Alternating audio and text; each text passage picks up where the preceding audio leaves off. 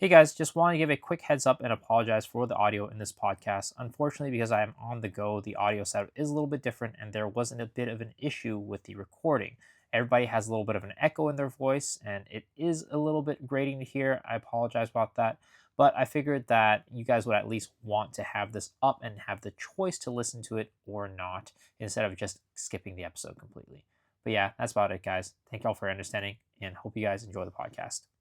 Hey guys, and welcome back to the Path to Exile podcast, episode 18, partnered with Mobilytics. I'm Cal Torek, and joining me per usual is Miso Shiro and Dead Rabbit. And before we dive into our guests, we have we're just a reminder that we have the Spotify and Apple Music Apple Podcasts, so go check out our audio and link formats. But this is a guest I'm super excited about. I'm 99% sure he is the first person I ever asked to be a guest, and I have asked him to be a guest so many times. I have harassed poor alcohol so many times to get on this podcast. Thanks so much, man. You have been seriously from day one of the guests we wanted to have on. Before we dive fully in, when I first got into PoE 2, and you have all the creators out there, and there's sometimes the hit or miss ones where you can't really trust what they're saying. And I asked all my PoE buddies who's a good creator I can look to for just general guides and stuff, and they all said you. And to me, you are the goat of just welcoming community and just guide making. I know I'm blowing smoke up your ass a bit here, but I'm really excited to have you on the podcast. I know these guys feel the same. So welcome, man. Oh, thank you. I'm glad I finally made it. Yeah. Normally you would always ask me at the hype cycle when there's all those other podcasts, and you also have to put up build guides and update guides and this and this. So yeah, I have been wanting to. I have been brushing you off. We made it happen. Yeah, but before we dive into the PoE2 talk, what have you guys been up to? Miso, how has your Japan trip been? Yeah, not much PoE going on for me. Of course, I did do a little PoE content last week with the news drop with the Druid stuff. But I had a couple scheduled videos, but yeah, I've been having a good time in Japan. Right now I'm in Sapporo. It's a good time. I'd say so far this is I think our first real day in Sapporo. Exploring downtown, not as bustling as Tokyo, unfortunately, but still a good time enjoying it. Gonna be here for another 5 days or so, and then I'm going back to Tokyo for a couple days and meeting with our next podcast guest, maybe sneak peek. And we're gonna be doing a live podcast then, so it'll be a good time. But I'm so glad, and I know that a lot of people probably aren't that glad about this news, but I am glad that the Druid patch 0.4 is coming out on the 12th and not this week, because I would have had to go, or I guess on the 6th would have been, because I would have had to fly back home early. But now I don't have to do that. Yay. It's funny, we made last week's podcast. It was offline for those that didn't know. And we talked about not having the announcements. And then literally, it was a few hours after we ended the recording, we got the announcement for the Druid. So it was just the timing was as silly as it could have been. Pretty hype. You've been playing a lot of SSF, Rabbit. How's that been going? Yeah, very, very well. I talked about it on the last podcast already when I had my whole HC SSF arc. It was still I did a few other runs. I didn't actually make it that far. I made it so far. The furthest I've made it was my first run. Funnily enough, I did two other ones, and then I don't know. I don't know if you lose concentration or you get this little overconfidence thing or something. But then I on the second run I died on the grenade throwing, the one that runs after you and blows you up. I died at her because I was oh yeah, I don't need to sprint for this. And then on the third one, I don't know. I died early Act 3 or something. It wasn't Monkey though. I know Local who is the Monkey expert here. So no, HCSSF still very, very, very, very fun. And now I've resorted to doing practice runs. What were you about to say? No. I was just gonna say I've only died once to Monkey and HC. To be fair, did you make it to hardcore? Yeah. Yeah. In hardcore, I didn't make it to maps. On my first try, on my actual first HCSSF try, I made it to Viper and then got killed by Viper because I apparently cannot play the video game.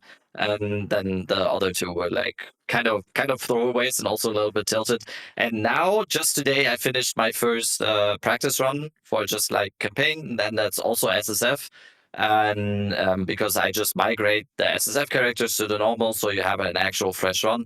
And today I finished the first actual campaign practice runs, where I just went with ED Contagion, of course, and then from level 1 to maps was today like 7 hours. So yeah, it's kind of fine. I do have some thoughts still on campaign though, and I shared them as well on the podcast after HCSSF, because I feel like it is extrapolated now with me having rushed through the campaign and going through the campaign as fast as possible.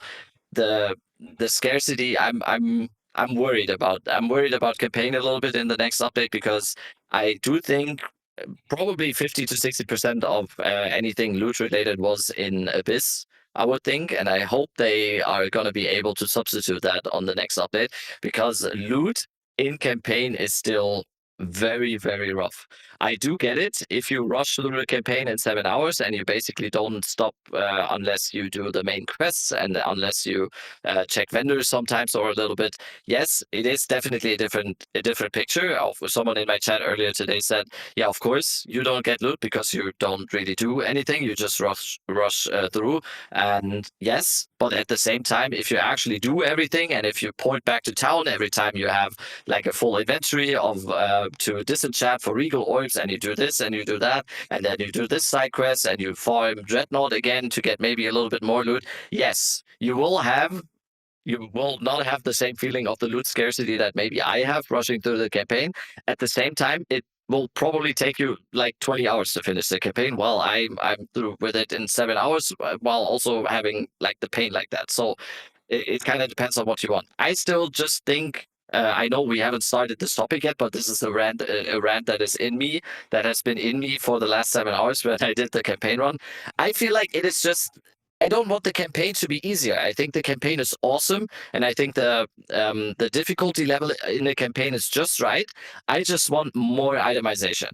And I just want more possibilities for me and myself to actually itemize my character and have let's say, a choice between, oh, do I use this one that I just found like 2 acts ago, or do I use this one? Or do I want to keep this body armor like this, like that? Because that just doesn't happen. Playing the campaign today, you just use what you get. That's your choices. You just 100%. use what you get. Oh, this is an energy shield body armor. Yeah, finally. Because that's also another thing. When you, for example, play an energy shield character, 90% of the stuff that is getting dropped to you, it's just unusable, because it's evasion, it's a totemic great club, it's a bow, it's armor boots, and it's just gone. And then once you finally find like a body armor that's energy shield, in most cases, that's going to be an upgrade, because the last body armor you're using that also has ES is probably from Act 1 or something, and you're already in the interlude. So that's my rant. Sorry. That is in me. Dude, That is, I that has been in me. 100% get it. I 100% get it. And the fact that like the drops that you get can drastically change your experience is like one of my biggest frustrations at the moment. And there's ways to solve it. There are ways to solve it, but like if you don't get lucky on a weapon, if you're playing a martial build, you go from like, dude, it's like you can have a 1 minute fight with the boss, or a 2 minute fight, or a like 3 second fight, just depending on if you got lucky. So like, I mean, that's why I always advocate for stuff like the crafting bench, and why like runes aren't really a solution for it, but there needs to be like a baseline floor of power. And currently it's just like everything's out of whack, where there's too much power is coming from like items. So if you don't get those items, you're screwed. But if they could redistribute the powers to like supports the tree, then it wouldn't be as punishing if you didn't get lucky with the itemization. And also ascendancies, man. Like I feel like they're currently so constricted with balance, because if weapons are so powerful and then they also buff the tree, then like everyone's gonna be too strong. So that's probably the feeling you got, right? And I've had the same thing, man. You get like a crazy crossbow in Act 2, and you're like, you fly through Act 2 and the start of Act 3, and then you don't get enough. Yeah, and then you Like, and you've been looking for a crossbow for what's the worst? I've been playing like, because I can't practice thorns really well because it's so trade heavy.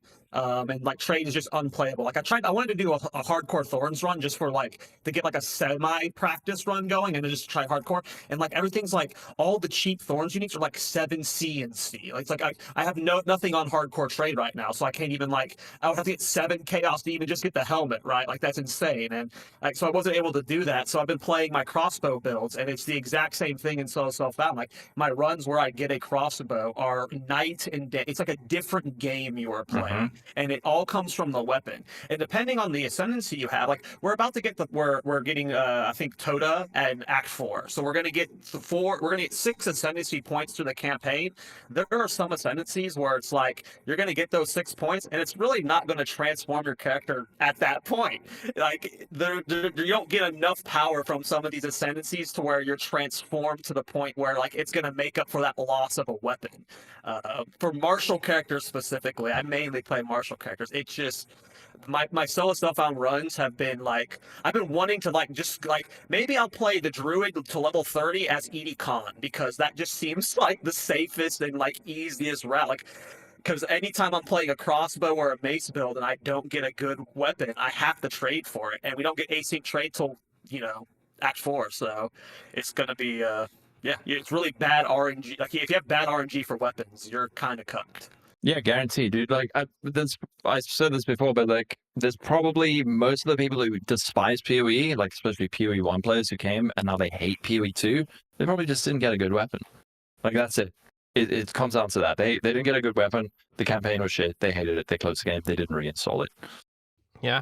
I mean, there's a reason why some of the best League starter builds are builds that don't use martial weapons, aka ED Con, which you can get like one weapon in Act 1 and never have to upgrade it ever again, right? Get a life sprig or something like that, never have to upgrade it. Or maybe it's like you upgrade it once every 2 acts.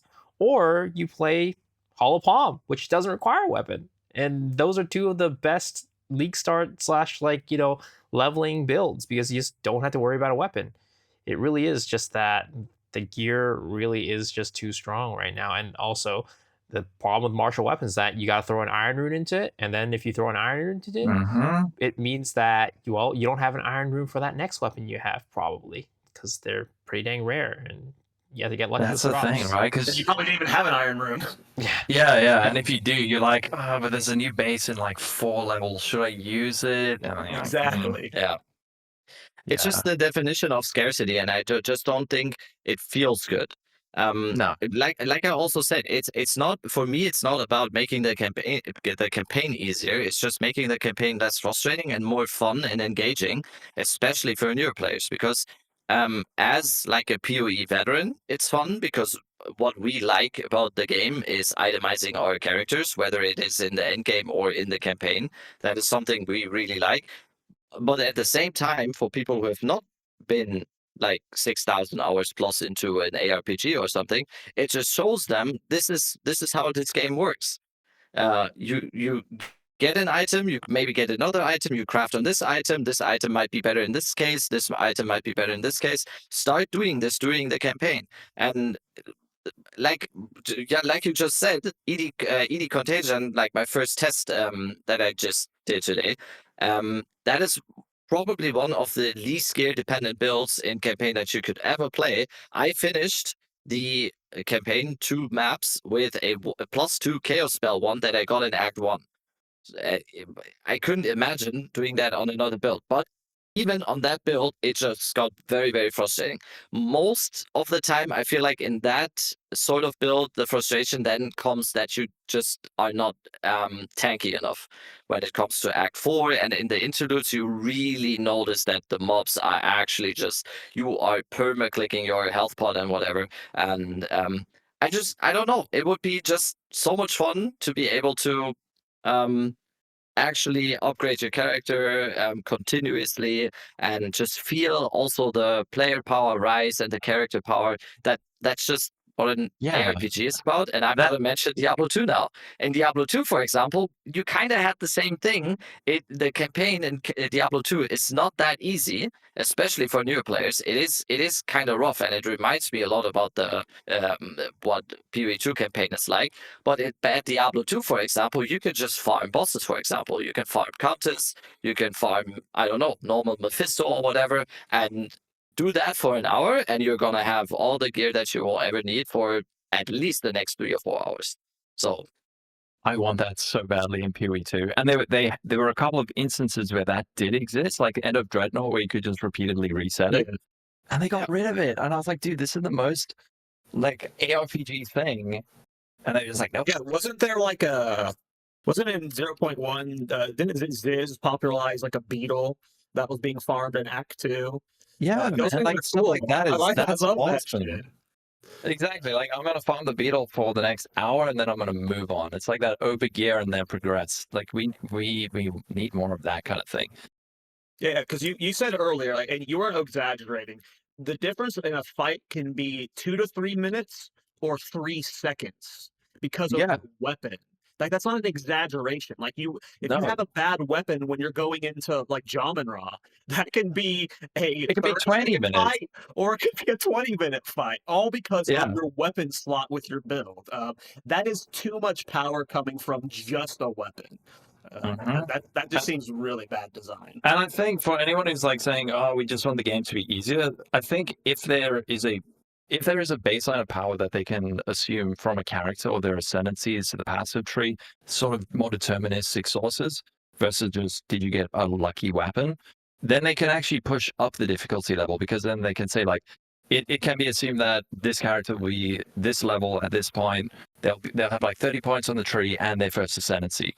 And that's like guaranteed so this boss can be this hard versus I'm not really sure how they have it balanced at the moment, but like you said, it's either a pushover or really hard, but there's not like really a in the middle. Well, I mean there probably is, but you know what I mean. Like there's too much RNG that I don't know how they balance that. So Well, I think all of it just comes down to the fact that gear is too powerful right now. Right now, it's like again, if you have a good piece of gear, then you're gonna be cruising. If you don't have a good piece of gear, you're not cruising. But at the same time, I also understand their philosophy with it, right? Because their whole idea is that they want to get rid of the knowledge gap that you have, right? Where like when you're talking about like, oh, you can make it so that you push the level of the monsters even higher and make the game harder when you do this. But then that means that the people without the knowledge to be able to get the good gear or be able to have the good builds, right? Because in PoE1, the tree is much more impactful, right? mhm. If you don't have the knowledge about how to build your tree, you are going to struggle in the campaign. And that's, I Yeah, think, at the end of the day, what they're trying to toe the line between. They're trying to toe the line between like, I want to make it so that if you don't have knowledge, you're still going to be doing okay. But at the same time, if you do like, because of that, it makes it so that right now they have such a dependency on the gear, which doesn't require any knowledge, right? You can just drop a piece of gear, it could be good, you slap it on, and boom, my damage goes up. But if you have it to where the knowledge check comes into play, then it comes into a situation again where it's like if the person doesn't know how to build their character, or if they don't know what X, Y, or Z is necessary, then you're going to be struggling a lot compared to somebody who doesn't. It's like that thing about like what but did they say that's about like yeah. the lightning rune or something like that. It's like if you slap on the lightning rune, you just are clearing super easy versus somebody who doesn't, and they don't want that situation happening. I agree that that's kind of what they're doing, but at the same time, I kind of hate that because that's what an ARPG is. When you get better, it's when you know more stuff. You know to use, like, for example, in PoE1, in Act 3, Solaris Temple, you get the flat fire damage to attacks, bench that on your rings. Now you're doing better. Like, if you don't know that, you're going to have a worse, like a slower time. But if you do, then you're like, I am better at this game now. And if you're constantly just like cutting out all the knowledge, or I don't know what you call it. It's not like gatekeeping or something, but that's the kind of stuff you need to have in the game so that when people do find out about that stuff, or if they do struggle, then they say they might go to a stream or ask a friend, and say like, dude, I can't kill this boss. What am I doing wrong? And then they can say like, oh, go do this and this and this, and then they learn, and then they get better at the game. You can't constantly like cut out the knowledge barriers, because that is the point of ARPGs. That's how you get better at it. Yeah. Just like the steps should be just like ex- right now, and that is like the exact thing that you have been describing. It's so like jumpy. You're struggling through, then you get that big upgrade, then all of a sudden it's a breeze. I had the same thing like with the wand. I was kind of struggling, then I finally got the +2 one with some spell damage or whatever. Then the next 30 minutes or like next hour or two was an absolute breeze, and then it starts to fall off again. I want an actual like increase. Oh, now I get this upgrade, now it feels like this, now it feels like this. Because that is, in my opinion, to both veterans and newer players, this is much more satisfying in terms of build progression or like campaign progression, as to have like this 2 hours of struggling and then 1 hour or 2 hours of, oh, this is so easy. It has to be, in my opinion, like this steady increase. It has to be like a steady uptick or a steady line instead of these jumps all of a sudden. Yeah, the problem I think comes from, like we've just talked about it, everything. I think we've talked about the crafting bench the last 4 episodes, but the biggest problem is everything that determines your character's power right now comes from drops. And there's no determinism right now, and the crafting bench solves just so much of this. Like you talked about, just like it is a knowledge check, but like if you need a solution to get past this boss, and the solution is a rune that drops, that's not a solution. That doesn't help you out. That's bad. Like I do like runes, but I think runes are just poorly designed right now. I think like runes work in endgame perfectly, especially when you have the fun new runes that they've introduced from soul cores, like the recoup ones, like the new thorns ones. Like there's so many cool, unique ways you can modify your gear via runes in late game. But for the campaign, you have no customization of your character at all via runes on your first character going through. It's not until you have your like second character and you have a huge rune stash that you can slot these runes in. But they made a lot of the good runes not work at low levels anymore, so you can't even do that now. So it's just, I think the rune system is a complete failure for the campaign, and we have to have something more deterministic. It has to be. We think about the crafting bench, and it's going to become all of our talking points now. Miso's really been hammering it the last few weeks, but I'm fully on board with the crafting bench now. It's just like even in a guide scenario, if you're not if you're not a knowledgeable player and you're following a guide, like if I'm going to tell you, slot 3 lightning res runes in here at this point. Well, you don't have them, or it's go to the crafting bench and change the stats on a few of your items to have lightning res. One of them is just way more easier for this new player to follow. One of them is way more like easy to interact with as the veteran player. Like we need something deterministic, and it just the crafting bench. Like we need something along the lines. Runes aren't, unless you give us a bunch of blank runes, which is boring to me. That's just like super boring. Huh. I think blank runes could work. I 100% also agree. think vendor, maybe you could buy runes from the vendor, could also be another option. Just more Yeah. easy access to runes if you do want them to be a viable solution for something like, the issue in the campaign. You need to make it so that the solution's available rather than something that's very scarce, which it is right now. Yeah. Very And what about like getting rid of Artificer's orbs? You just like click it on your gear and it makes a hole in it. Stuff like that. Because there's all these like choke points where it's you might not have the right rune, or you might not have the socket, or you might not have the Artificer's orb. There's so many. It's actually more complicated than a crafting bench, which makes it even more confusing. So that's actually one of the things I'm really hoping they're going to fix in 0.3. Is just like rebalancing things. Get I don't know, 75% of the power from your build, your ascendancy, support gems, and your skills, and then like the other, I don't know, 30% that's coming from your gear. I don't know if that's right. I don't know if that balance is right, but it currently feels like 80-20 instead of 50-50. Agree. Yeah. It's funny. Solo Softball talk is just unavoidable right now. I wanted to save Solo Softball talk for Blades next week, but we're going to talk about Solo Softball every week now.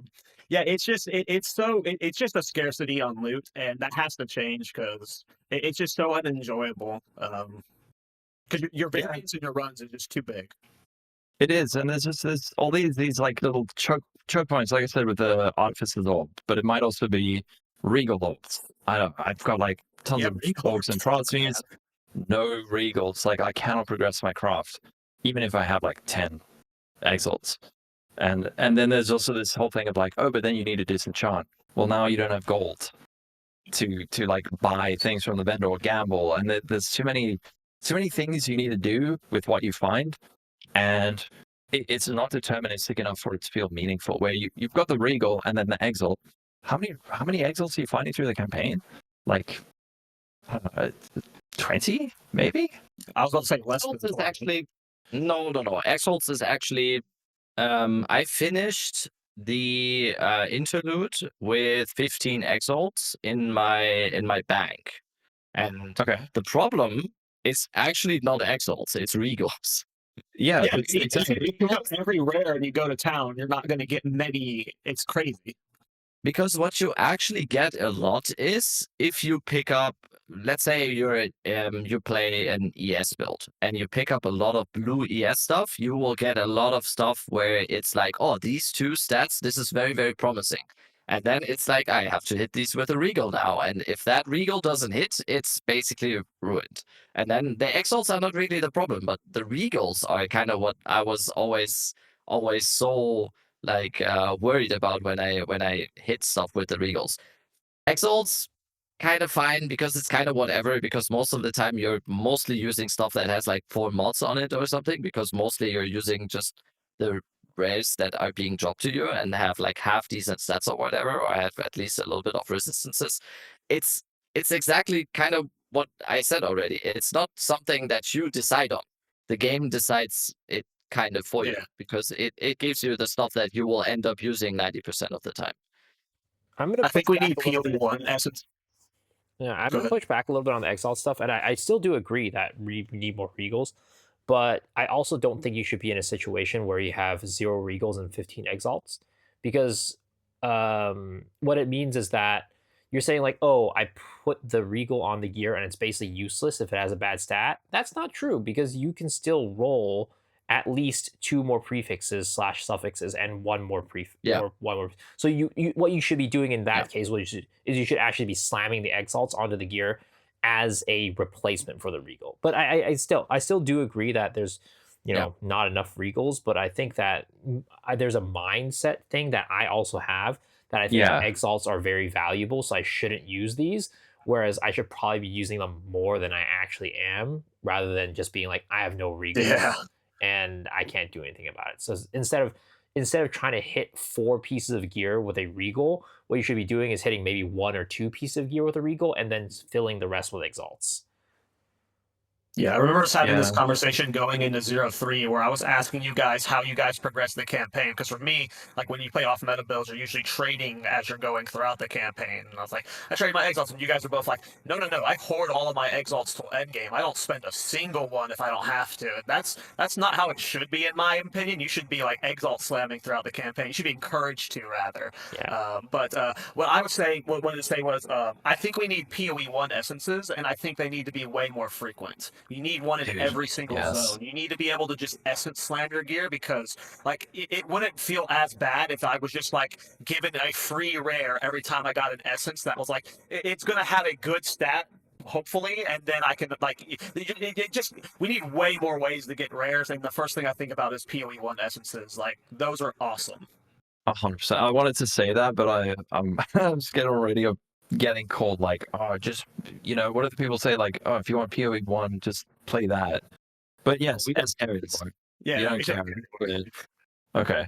Yeah, I mean, like Essence is so cool, but the thing with Essence is you don't even necessarily need Reforge. Like Reforge is a crafting system that doesn't exist in PoE2, but you could just go like guarantees a mod and makes it rare. And you could possibly have like dual functionality where it's, I don't know how you code it or if it would work, but you can say like, if the item is magic, it makes it rare with this mod, or if it's normal, it makes it like, it functions like an alchemy with a guaranteed mod. That'd be really cool. I mean, I really love that. I don't really think there's like that much of an issue with the functionality of essences. I think it's more about like the ease of access to them. Like they're just too rare right now to where we don't have the Yeah. ability to use it. Like, and whenever we get an essence in the campaign, and this is like all like solo self-found talk, right? I mean, even the first playthrough, because like generally your first playthrough, a lot of times you are kind of playing it solo self-found. So it's like we, even if you find a essence in the campaign, it's probably one that you don't need. It's like, oh, this gives me like, I don't know, gold find or something like that. It's like, I don't need that. Yeah, we need way more. And the other thing, if you're playing a martial build, because the new base types become so much more frequent and because they're so impactful, you're constantly you feel like, oh man, I like it. Should I use this? Should I use these exalts after the regal failed on this base? It feels like there's too Yeah. much pressure. Yeah, like if you were to use all your exalts after a failed regal, you would end up in a situation where you have no exalts, and then when the regal does hit, now you're like, oh shit, I have no exalts. Like, or yeah, you do get the good essence, and then again, you're like, in 4 levels, there's that new base type. I'm gonna wait for that, but then then you get to that break point. You stop finding the new base. You don't get one with like 1 or 2 good mods, and then you're in the same situation where it's like, oh, in 4 levels, there's that new base. Should I save this essence? This is, yeah, the loot, the craft stuff feels a little bit too scarce and a little bit too all in. It's almost like too. Yeah, there's not enough of it where you feel comfortable using it, unless you're like in a really really good starting point with your magic item before you make it rare and then start slamming. At least in the campaign. Yeah. And again, I think all this comes from just how powerful the gear is, right? Like in Path of Exile 1, Exactly right. just I don't know. I rarely care about the gear that I get. I don't know. Like every now and then I'll be like, oh, I should get a weapon with IPD on it, like physical damage on it. So I'll go to get the crafting bench for that. But like other than that, like I just mostly just slap on what I find on the ground and then just make it work. Yeah, like movement speed, res, life. Those are like the primary things you're worried about in the campaign, and then your weapon.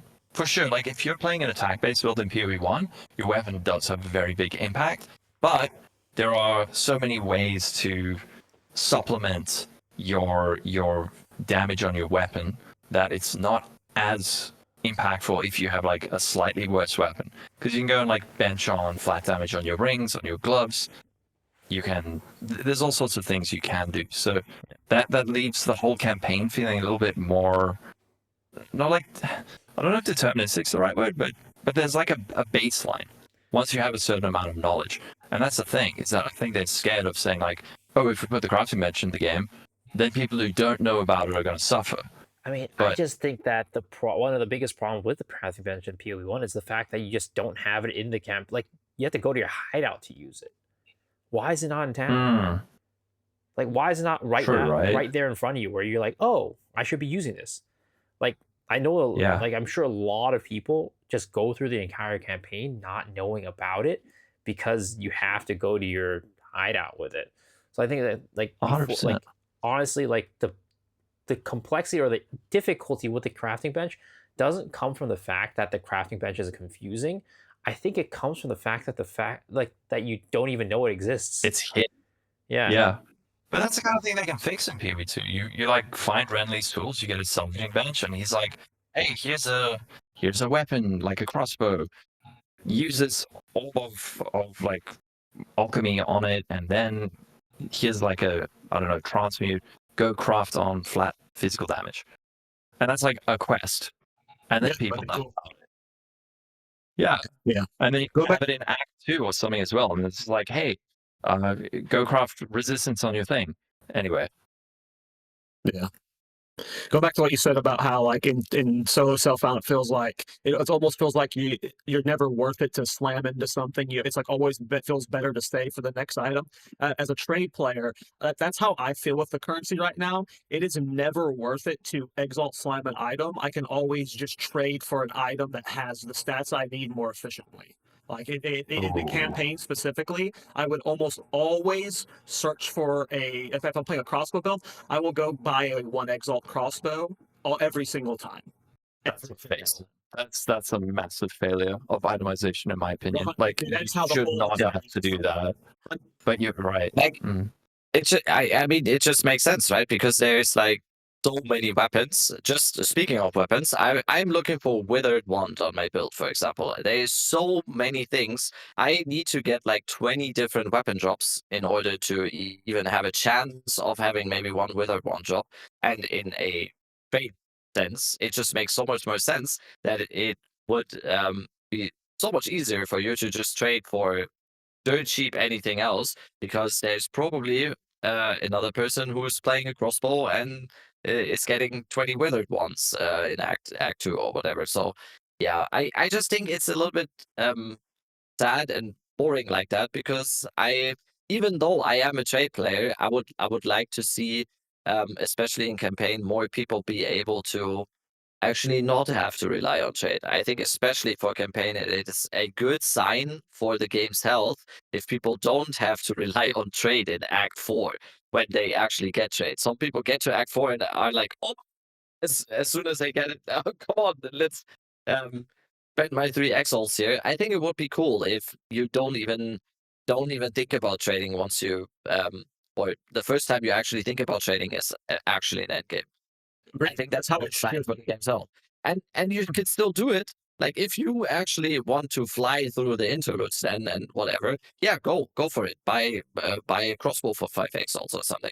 But I think, especially in a campaign sense, it's just more it is just more fun, because that is part of the game. And I feel like the situation we have right now is that especially people like me just try to rush through the campaign as fast as possible to get to the point where you can actually start playing the game in terms of itemizing your character. And I think that can just start earlier, that we just already get to play that part of the game, that fun part of the game, which is itemizing and improving your character and doing stuff for your character, crafting, comparing gear or whatever. I think that just needs to start a little bit earlier in the campaign already, and not just in endgame when I'm actually starting to um, improve while mapping or whatever. Agreed. Yeah, let's talk about we're reaching almost 1 year of PoE 2, which is crazy. Let's look back though. What are your guys' thoughts on just the overall progress they made this year? I think a lot of people focus on like the lack of end game changes, which is like all of our biggest gripes right now. That's degen too much of this end game loop, but the game is almost unrecognizable from 0-1. Like the changes to me, the biggest change to me is the weapon swap change. Like the feel of the game is just completely different with instant weapon swaps. As someone who likes using multiple weapon swaps, I've loved that change. Start with me. So, what are your thoughts on the last year? I mean, honestly, it's like maybe maybe maybe I'm completely wrong about this, but I feel like most of the changes happened between zero point 0.2 and zero point 0.3, and zero point 0.1 and zero point 0.2, and maybe it's just because of recency bias. It really didn't feel like it did that much. I'll be honest. In fact, I think it kind of impacted the game kind of on a negative end, as opposed to on a positive side of things for most players. Again, I enjoyed playing zero point 0.2, and I think most of you guys enjoyed playing zero point 0.2. But if we're going to be real here and talk about what truly matters and what truly made the game feel good, I think zero point 0.3 did so much, and it kind of feels like it does a little suck a little bit that they had an entire big update where it didn't really do too much. And in terms of like the pacing, I do feel like it's hard to say again. Like we want them to do as good as they can, make as best of a product as they can. But at the same time, they did give us that original like December 2025 launch or something, which was again completely unrealistic. But it's feels like, especially with what they have told us and what they have promised, slash, their intentions, feels a little bit slow. And all of it was very, focused on zero point 0.3 and potentially 0.4. But that's just my feeling. Yeah. I'm even though we've been critical of the game, I'm always really excited to play PvP2. Mm, Whenever there's a new league, and when I'm playing it, I'm having a good time most of the time. Normally, there are annoyances, but I do have hope that they're going to get it right. The question is just, are they, especially with 0.4, are they going to keep like trying to do things differently for the sake of it, which is good, and that is what GG is known for. They are known for like taking big swings, and they sometimes miss, but sometimes they hit, and then like that's why this game is so good, is because they do crazy stuff. So I'm hopeful for it. Like the change to the campaign, that's a good example of like an amazing, excellent change and a smart one that I don't think a lot of people saw coming. Where it's like, if they do add Act 4, how does the rest of the campaign go? And they nailed it. They nailed it with the interludes. So I know what you mean. There's like a side. There is a side of me that's like a little bit worried, especially with regards to stuff like balance, like we were talking about. But at the same time, like the game has it actually come? Has it come a long way in a year? I'm trying to think of like the major change, like the crafting changes. Those are really good this week. I don't know if they're going to stick around. We've gotten a lot. Like we've gotten multiple classes, we've gotten several Yeah. species, we've got a lot of new skills. I think the game from a fundamental level changed a lot with the support gem changes and the weapon swap changes. Like I don't think people give GGG enough credit for taking those swings because a lot of the core skills were designed with the idea that you would not be using multiple support gems and you would not have the instant weapon swap. So like that's a Mhm. pretty big swing in terms of like gameplay shifts. But I think, Yeah. sorry, I didn't mean to cut you off. Like to me, the biggest No, thing no, was no, like it's the good. lack of patches. Like I feel like they had an idea of like weekly patches or at least every 2 weeks, and that's kind of why they threw out that ridiculous end of the year release by 2025 is because they were going in thinking they're going to be patching a lot more. Instantly hit that like railroad of like don't nerf our builds, and then they just stopped updating. Like we haven't got like that's like the biggest L to me is the last. Like when I look back, it's like we got like no patches for an early access game. There was what like 6 or 7 like you have the major patches and then like the point one and point twos. Like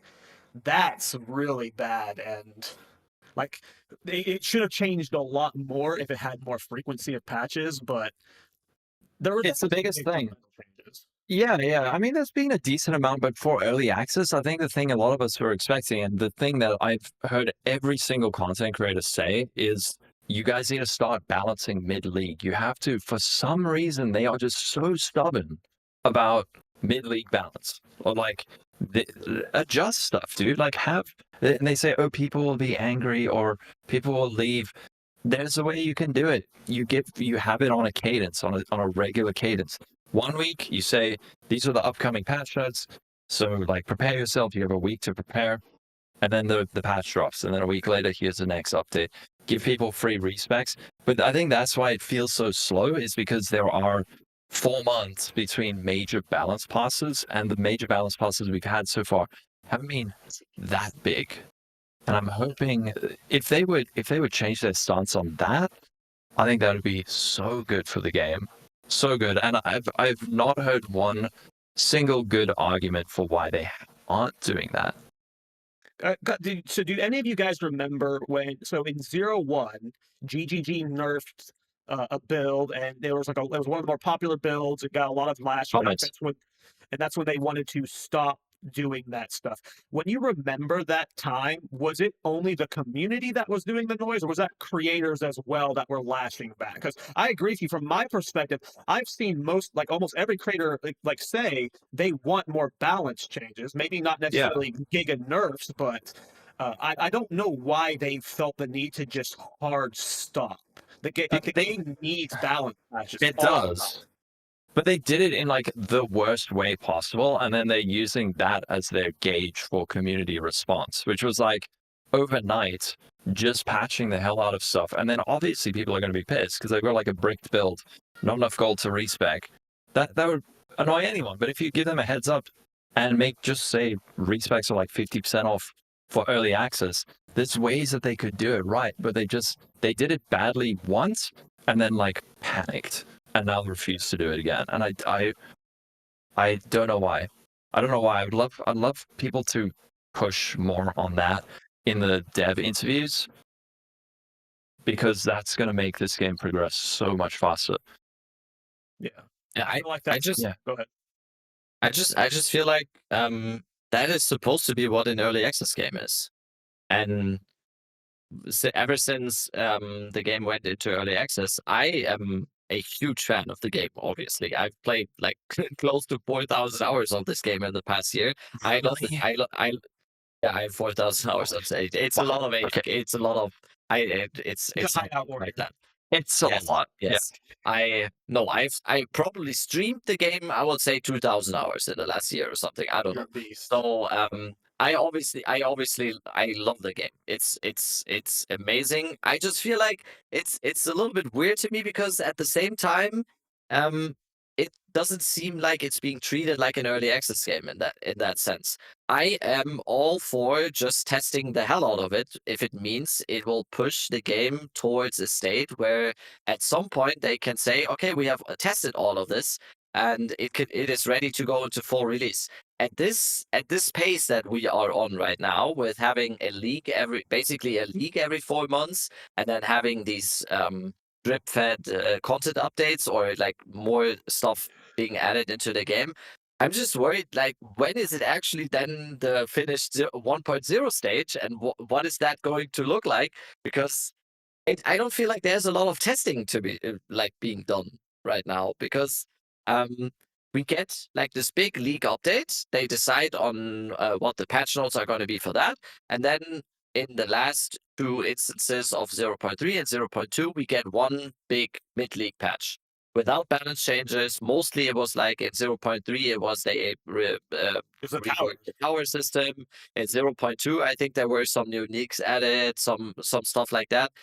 But that is for me, it's just like, okay, they maybe couldn't bring that stuff into the release of the update, so they put it like 4 weeks later. I'm just, I'm not obviously not a game developer. I have no idea what I'm doing. I trust GGG to do everything in that regard. I just have questions what it will look like towards the release. I still remember it was being said this year that there's a 60% chance of the game releasing into 1.0 this year, and that is at this point that seems like completely ridiculous to me. Well, I it's have no not idea. possible because 0.4 is coming in December. No, that was like months ago. That was like months Yeah. ago. Jonathan said, I think in an I feel interview like that that he was said, all "Oh, said there's before they were committed to like the super hard release cycle of PoE yeah, 1 and PoE 2. We always circle back to this. First, I want to say when we say balance updates, we're not talking about nerfing Lightning Arrow. There are so many unplayably bad skills that would get us yes, all back to level a new character to play with that skill. We talked about it a I few weeks ago how Fupgun had said that there's no one really experimenting with builds. There's no one really trying to yes, discover stuff, and it's because like there's nothing to discover at the bottom because the bottom is so miserably far down that why would you play down there? Like we yes." need that stuff like lifted up. It doesn't even have to be brought to the top. It just needs it needs anything to help them. Yeah. To be But the thing, dude, with GGG, they could surprise us, though. That's the thing. Like, I don't want to get anyone's hopes up 100%. too much, but like, think of when when PoE 1 came out, like they got up to Act 4, I think, on full release, and then there were mutterings of like Act 5, and they said, "Oh, we want to do a full 10 act campaign," and everyone's like, "Wow, that's going to take like 8 years, right?" And then the next, well, not the next patch, but like in one patch, they're just like, here's Act 5. Oh, by the way, and Act 6, 7, 8, 9, and 10. Like, they could do something like that where they say, oh, you guys are expecting the Druid. Here's also the Shadow and the Duelist, and also Act 5 and Act 6, and also we reworked the end game, and we did a massive balance overhaul. Like, that is the ultimate cope, but you know, Even if local promising you get Act 5, 6, yep, and everything you ever wanted. Local promise. exactly. Act 5, Act 6, reworked endgame, full game rebalance, and all ascendancies and classes. I don't know. talked about I've talked about it before, but I just worry GGG gets like marketing brain and holds stuff back for those things. It's like, well, the Duelist is ready, but if we hold it for 1.0 and we're dropping it with Shadow and X and X and X, like that's always my like my doomer concern take that I have is that like they don't do these things because if you put it with the big patches, that makes those big patches more hype. And I just hope that's not their mentality. I'd be surprised. I'd be surprised. I think they'll release stuff when it's ready. But you're right. If they are going for like a long-term release schedule before launch, then they might do something like that. It's like say like, oh, we'll release Shadow next week. But like I said, they could completely surprise That'd be everyone. awesome. I hope I mean, so. it already happened at 0.3 a lot. I Yeah, think there was a lot of it in the 0.3 thing where a lot of people were already, damn, this is much more than we expected. I think 0.4, I said this to my stream, and this is my hope, and this is my hope for the game, but also kind of reflects a little bit of how I think about GTG. I think 0.4 is going to blow our minds. dude, I 100%. actually, 100%. I'm fully I don't expecting care. that. I don't care what anyone says if they call PoE2 tourists. I don't care. I don't care. I think, and this is just like I said, this is definitely reflecting personally of how I think about GGG and what Local said as well, and what GGG is capable of. I think 0.4, just like the announcement stream, I think I might be might not recover for like the 7 days after that. I think 0.4 is going to be the patch Huge, yeah. for what we actually will see and what we can discern for the future of PoE2. I think Yeah. this is going to be it. And the I radio think so too. silence we have gotten, I do feel like I'm not a PoE1 expert anymore. The last time I played PoE, I played a lot of PoE1, but the last time I actually played PoE1 was like around COVID, I think. So I'm not an expert anymore, but I think this current PoE1 league, I don't think there was like a lot of manpower No. put into it. Just like Exactly. from the outside perspective. Yeah. And we've had complete radio silence ever since 0.3 and everything. For me, that means they have been hunkered the fuck down for 0.4, and it just means this is gonna be a blockbuster thing. Because also they are not stupid at all. Like people were clowning on Jonathan in 0.2 and whatever.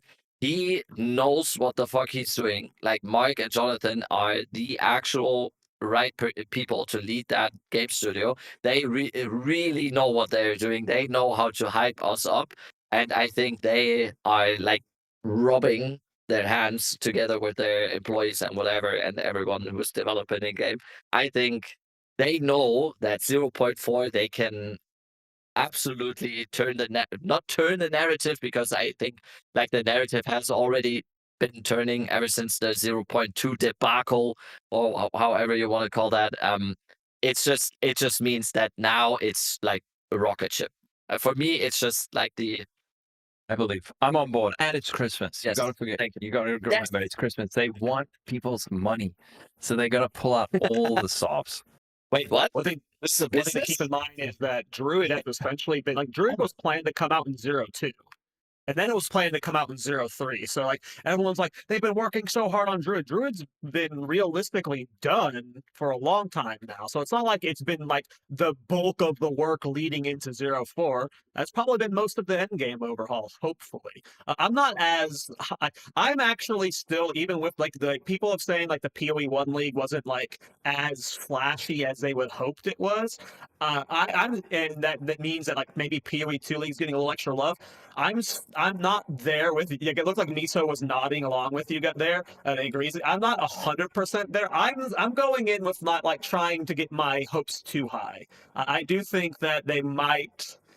If some people are like, we're not just getting Druid, we're getting Shadow, we're getting Delve, we're getting Breach, we're getting Bestiary, we're getting Harvest, and like some people are getting super excited, and I'm gonna be happy if we get Druid and like one additional Ascendancy for like Sorceress or something in terms of like class stuff. Nah, you gotta Miso, hope harder. Miso, you haven't been able to talk in a while. It's late where Oh, yeah. Miso is. I mean, all I'm gonna say is I'm gonna grab this over here, put the mask on. Copium. Ooh, Big ol' hit. peppermint taste right there. That copium right there. That Lawcall and Rabbit are taking a hit of right now. I Dude, mean, you'll see. I have You no don't doubt. believe? You'll see. I have no doubt they're going to be cooking though. I think they are. They have Yeah, been for sure. cooking. They will be coming out with something great, but how much they'll be coming out with is still up in the air. I think Endgame is going to Yeah, get I a mean, big rehaul. I think that, of course, we're going to get Druid. I don't think we're getting anything additional to Druid in terms of classes, maybe an Ascendancy or two, but I think it's going to be just major Endgame rehaul is where we're going at. You're gonna have your mind we're blown. gonna do predictions a little bit later, right? So we can huff some more hopium. We could transition to that and- now. We could Yep. talk about Rise of the Druid. So that last week our episode missed the announcement. Rise of the Druid Last is of the coming. Druid. What's it called? Last of the Last Druid. of Wow. So, Last yeah. of the Druid. Oh, I put Rise of the Druids down. Wow. You can tell how hyped I'm about Druid. I want Marauder, man. So like, what are you guys thinking about Druid? We've talked about it before. Logbahal, we've talked about Druid on the podcast. What are you thinking Druid's going to look like in terms of ascendancies? It's gonna have one elemental ascendancy, like spellcaster. It's gonna have one shapeshifter ascendancy and one summoning ascendancy. Do you think we're getting That's all my three? prediction. It's just a D2 druid. Yeah. Yeah, the two. We're not getting it. We're not getting everything right out the gate. We're probably going to get summons and Yes, we elemental. are. Or sorry, not summons. Yes, we we got all of it. With Huntress, we got two, right? We got two ascendancies, obviously with Huntress. Yeah, with the Druid, I think the most I think sensible three. take would also be two. You think three? Nah, Okay. I think three. And- I think three. It's kind of up in the air, but because Caltorek said it, right? Because the Druid has been in the works for this long, I think it shows actually also just two things. First of all, it shows that GGG doesn't really care about like disappointing the community. If they think something they have been working on for almost 2 years, or they even showed for 2 years ago or something, they think it's not ready to put into the game. I think that is, first of all, a very, very good sign that GGG is not letting them being pushed into a direction where they say, "Oh fuck, we kind of have to release this now, right? We already said we are gonna release this in 0.2, and now it's 0.3. We're still not releasing it." So I think that's a good sign. And also, I think what it means is that they probably have rethought the whole basis of what the Druid is. And I think what we have seen in the video that people keep showing over and over again, that is like from ExileCon, I think 3 or 4 years ago, I think that is not gonna really. The game overall does look completely different when it to when it was shown there, but I also think it makes sense. There has to be a spellcaster. I really hope, me personally, I hope it's gonna be like spell physical based, tornadoes, maybe even fire druid, volcanoes, Yeah, fissures in the ground, hurricane.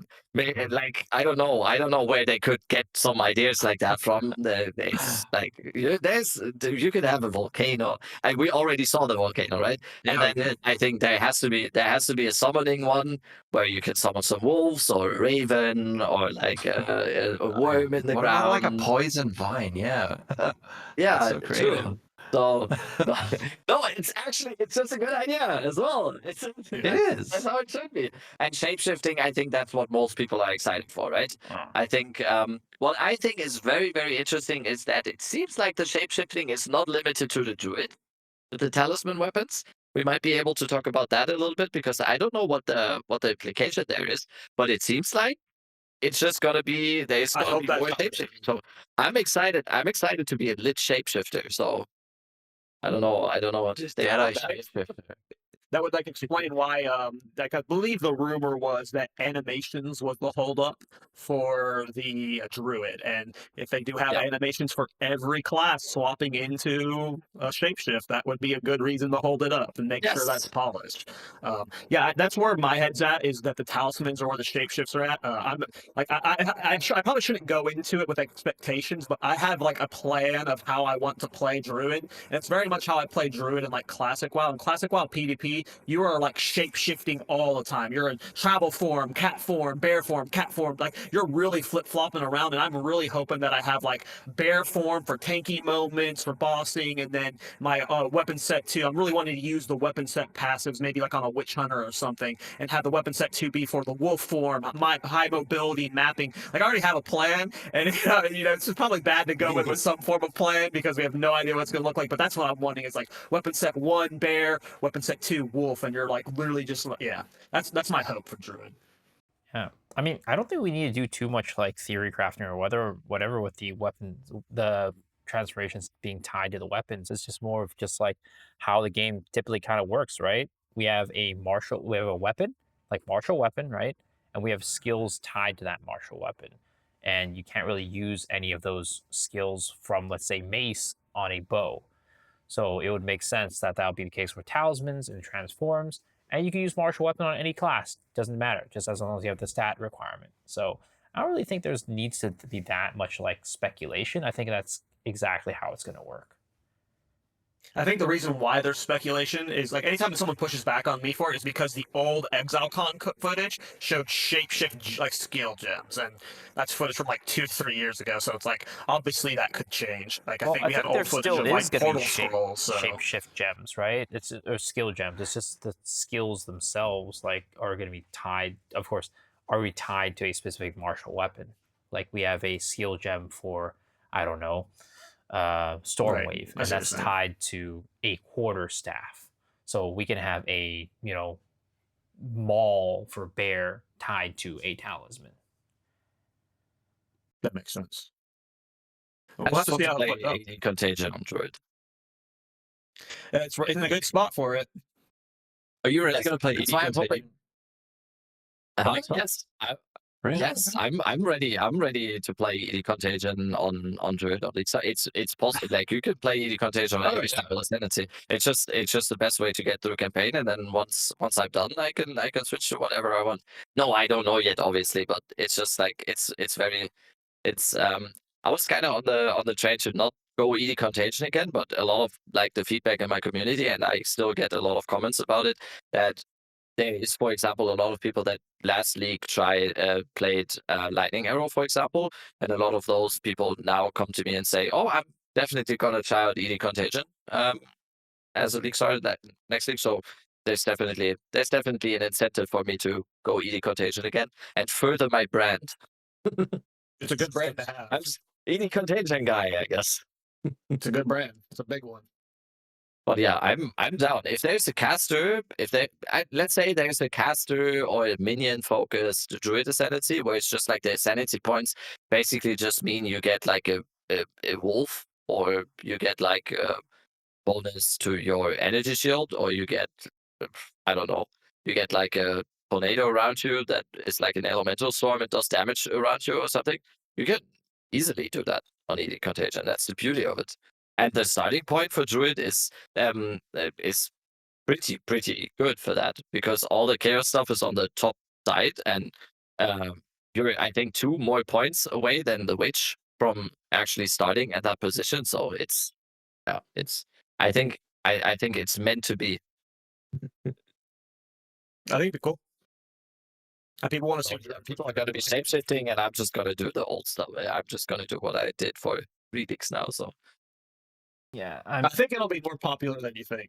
At least for leveling, because some people, like most people, are going to be really excited to play Druid. But like, if you look at the history of the last few leagues, anytime we've had like new stuff come, the first like a league starting the new stuff is like hit or miss on how good it's going to be, and usually it's a miss. So I feel like a lot of people who are hyped about Druid are be like, I'm going to play Comfy ED Con or Spark until we get to like maps level 70, level 80, and then I'll swap to whatever Spark Druid isn't stuff quite looks good. comfy. Spark is really bad for the campaign. Spark Spark is goes actually later. a really No, bad I haven't played skill. Spark since 0-1. Spark is actually just a bad Spark is skill. awful in campaign. It- In campaign, Spark is awful. Even in end game, it's It is bad. bad. It's just propped up by Yeah. Adaluis. It's literally you nerf Adaluis Well, yeah, to the that's a ground. lot with of Egg good Rock, gear in and it's general. just a dead skill. It says dead skill.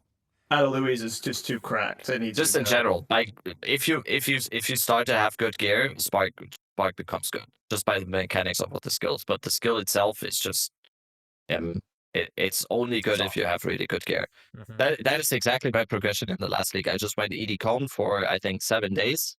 Um, went to Blood Mage, went to Spark, and then it's just over.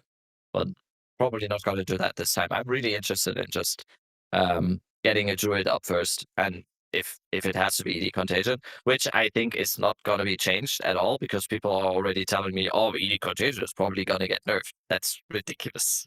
I think ED Contagion is probably what the vision would be about. I think if you ask like GDG people that are in charge of balance or whatever, and you ask them what do you think is right now in terms of skills or in terms of build archetype, what's in the best state when it comes to balancing, I think ED Contagion is up there. It's nice. It feels good. It's not too broken. It has its downsides. It's it has it's perfect in my opinion. Just like Right? that. They're gonna nerf it. No, no. I hope No, not. it's actually bad. Really bad. Yeah, it's terrible, unplayable. Buff it. Yeah. They Oh, already the did buff grenades. it. Like they buffed it like crazy in 0.3. Especially if you play ED Contagion on a Lich, the buffs you got in 0.3 are crazy.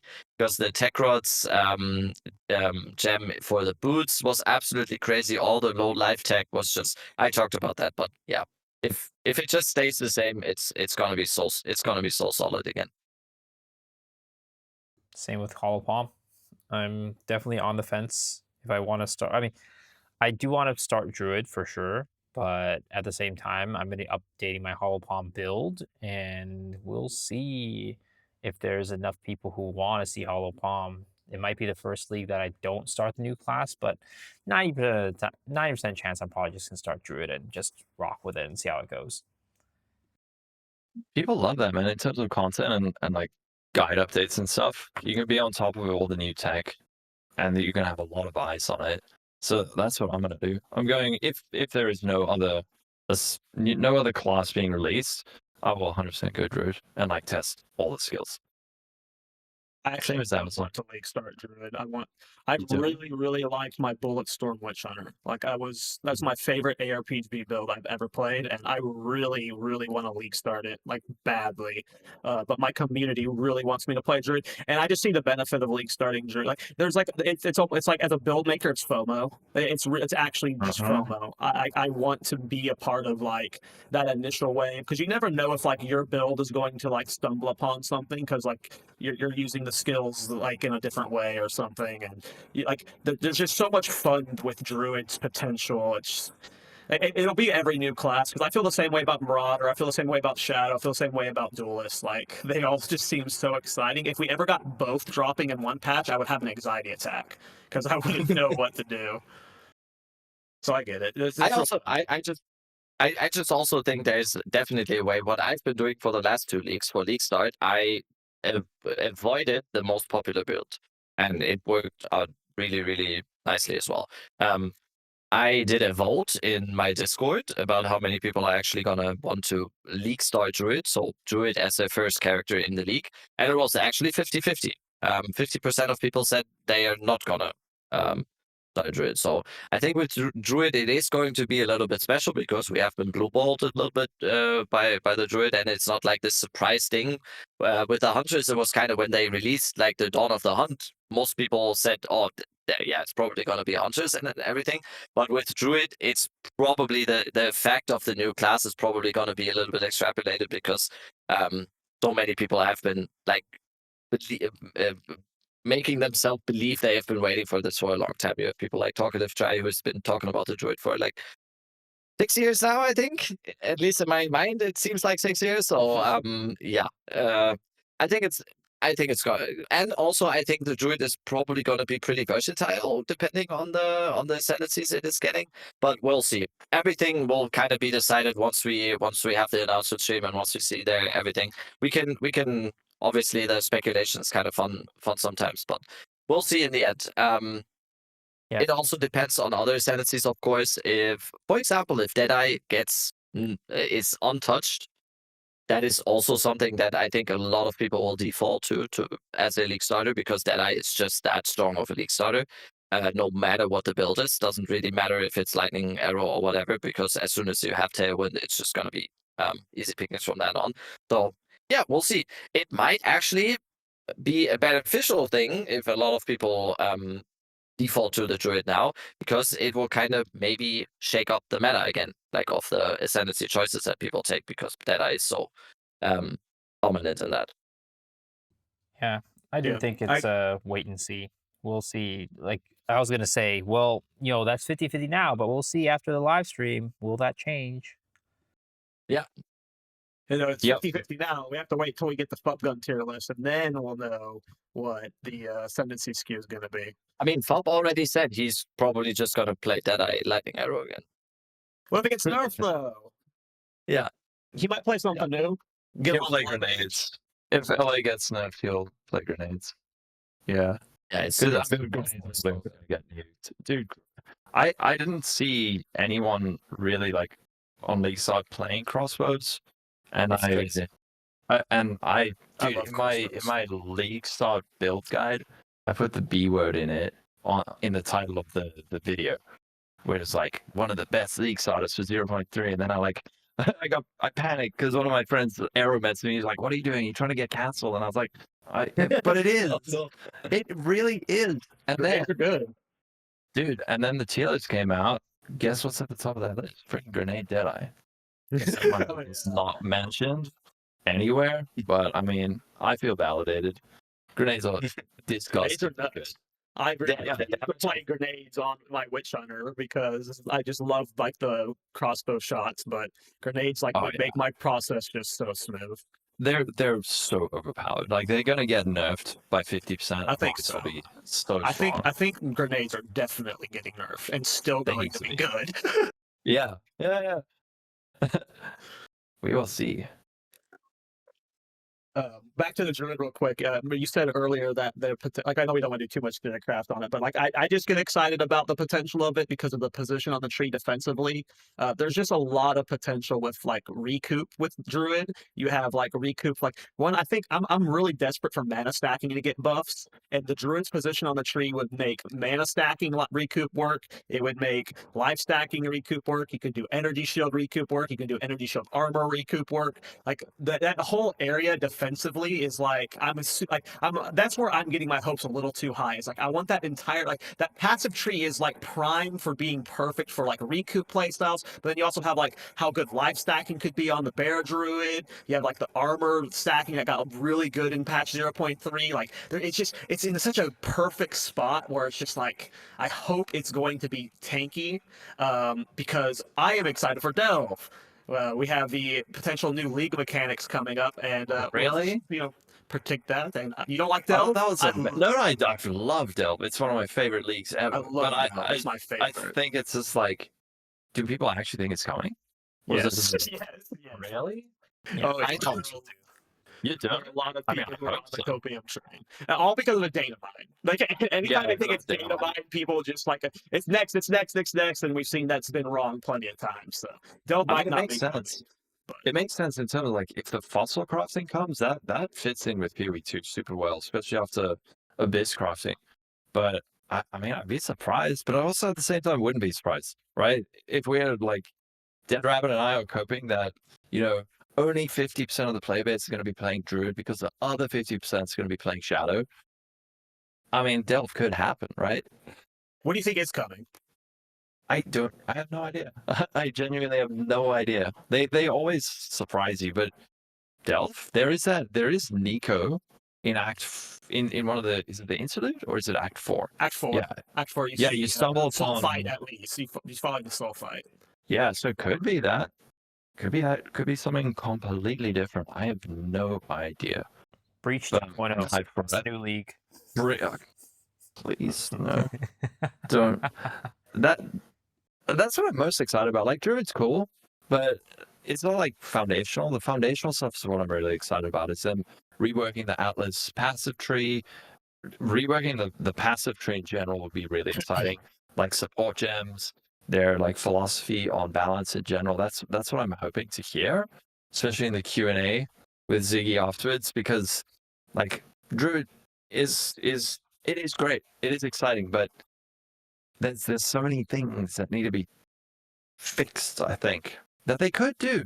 And I have hope that they'll fix it, but that if Delirium if fog. the patch notes come out and it's like we have reworked the passive tree and we've reworked the ascendancies and the end game's reworked, that is like 1,000 times more exciting to me than a new ascendancy, a new class. Agreed. If they Yeah. don't rework Delirium Fog some way, shape, or form, Have you been seeing a Reddit Daily. post? Reddit has a daily thread going of them just posting crazy memes until Delirium Fall gets removed. And if it doesn't get removed in 04, we're gonna have another like 120 days of these memes getting posted. That's just gonna be rough. Yeah, the Delirium Fog is. That's my big. I put my message in the try video was they have to get performance fixed, and for me, I can't delirium juice my maps because of the performance problem. And if I could turn off that fog, that would be huge. Yeah, and it's also you've got a freaking like schizophrenic monster screaming in your ear constantly, and everything's great. It's so depressing. I ran so many strategies last league, and well, not so many, but I mean, when I was in the end game last league, and I would constantly get asked like, "Why are you not using daily? Why are you not using daily?" It's like I don't like it. It Me makes me too, dude. miserable, dude. That monster Teng Mazu or whatever, he's being horrible to you the whole time, and there's no color. Why is this mechanic a thing? Please. The beautiful game gets made grayscale. Cool. Like, Yeah. Yeah. I actually think therein lies the problem. That it's not about the fog or that you get a slider for the fog or whatever. I think the problem is that it's necessary for endgame map choosing. It's Mhm. in just absolute necessity. If you don't do it to your maps, you're basically like you're trolling. And I Yeah. think that is the problem. I don't know how to fix that because I want there to be a way to be able to delirium juice. I just think it's a little bit of a or like as it is right now, having it in a way where it's just like, yeah, every single map that I do has to get this. Um, I don't think I think that is the problem because Yeah. it just means because if it's just like, okay, we don't have delirium fog and the map just looks the same as it would be if it Uh-oh. he said, if you don't delirium juices but you them, Mhm. then it should yeah, my Discord is like messing with me. My There PC are wants to. there are ways you could do it. There are clever ways they could do it. You could have like a bar, you could have like a fog effect on the edge of the screen. You could, I don't know, maybe your like life bar gets foggy or your skill bar. There are other ways that they could do it where it's hidden, but the fact that it just like blankets the entire game in gray, I don't think anyone likes that. well, I do But agree with what I, he's saying that there's a fundamental flaw with like compared to any other league mechanic. You will like if you're playing the game at the it's optimal or always just there. the hard. If you want the hardest content, Mhm. just the hardest content, you have to delirium juice your map. It will always be there. That's not the case with Breach. That's not the case with Expedition. That's not the case with any other league mechanic. There's no replacement for delirium.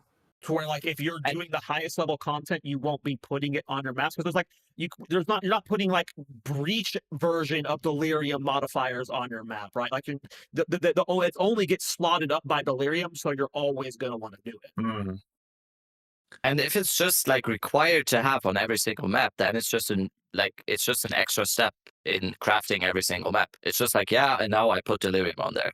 It's just like, I don't know. I think there could be more creative ways that you have like, let's say, for example, you go into the delirium tree and you have the note that says some maps come already instilled. If that is like the only way to actually get those maps or something. And then you have like this 1 in 10 maps that you get is like the special delirium map or whatever. And this is then a map that is like 2 or 3 times as hard as regular maps or whatever.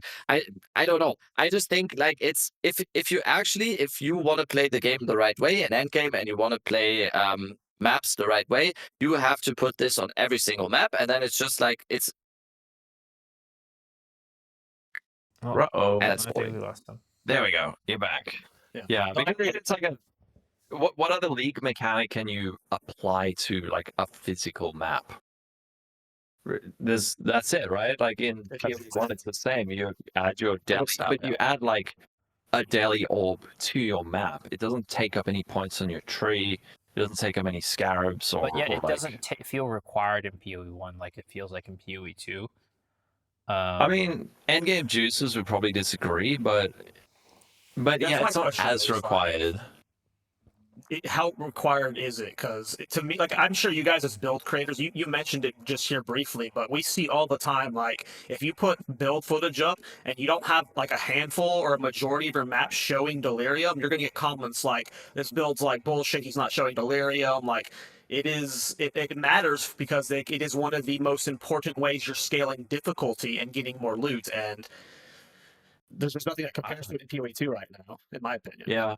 I haven't got any comments like that. My opinion is like, dude, Really? if it sucks and I hate it, I don't do it. Like if I'm worried about making currency, I'll sit in my hideout in Profit Craft and make 50 times more money, 50 times more divines than anyone who is mapping.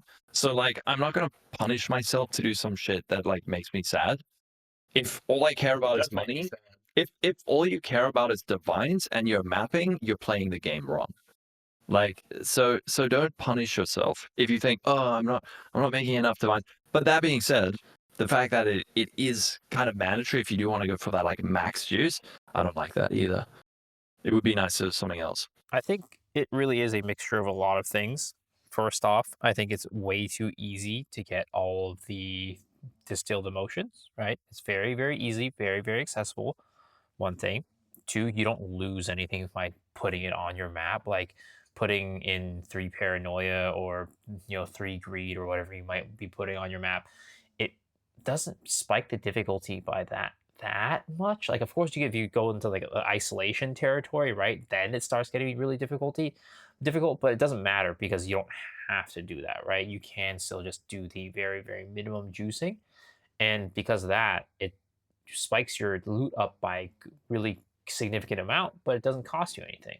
And I think that maybe in PoE1, from what I can tell, is that there are certain strategies and a certain type of content where if you're juicing yourself with delirium, it can start getting pretty difficult, and you might not want to run that in your map because of that.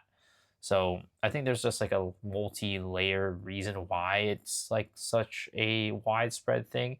And I think a lot of it comes down to one, it costs nothing to do, and two, it doesn't really make your maps that much more difficult. So you can still run it with every build.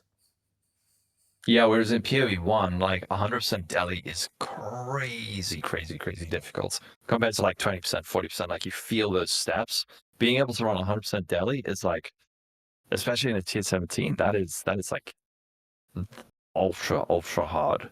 So maybe, yeah, but then if they just like made it harder or made those oils harder to the distilled emotions harder to get, then people are gonna be like, oh, but now it's like you have to do it, but now it's just harder to do. Versus I don't know how they solve this. This is the kind of thing that they would probably come up with a clever solution that none of us would think of.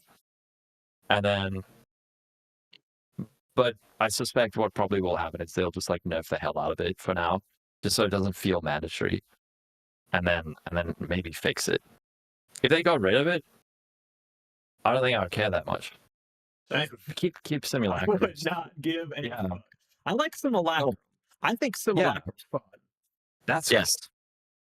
I think Simulacrum was cool, but like Local said, I wouldn't miss Delirium choosing on the maps, and I don't think anyone will. I think I don't think so. Yeah. 99.9% of people just do it because it's literally it's also again it's just FOMO. It's you feel like you're inhabiting yourself and your jobs if you don't do it because you see other people doing it. There is a lot of people also in my community that just say also they have the same opinion as Local and just say I don't care. It's ugly. I don't want to have a schizophrenic voice whispering into my ear, and I just don't do it. There's a lot of people with that opinion, and those people probably have much more fun playing the game than the people who are actually just using Delirium just to get that divine drop again. So it's just like I wouldn't miss it, and that means if a large majority of the player base wouldn't miss the mechanic if it would be just deleted outright for now.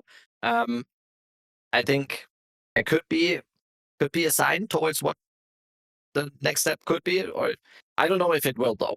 I don't know if it will. For sure, when they actually just introduce the Delirium Fog slider now, the community will go bananas Well, because I'll just that's say what people have Delirium been is the asking for. reason why I have music muted. It's because I cannot stand the Delirium music anymore. I That's hear it in another my Because it's dreams. the same. It's the same. Yeah, it's the same, and it's so freaking depressing and like Yeah, moody. I hate it. Yeah. I love all of the music in this game, and I remember I remember being sad when I turned it off in 0.3. So I'm just like, I can't deal with the Delirium music anymore. It Oh, just, no, you guys shouldn't punish yourselves, man.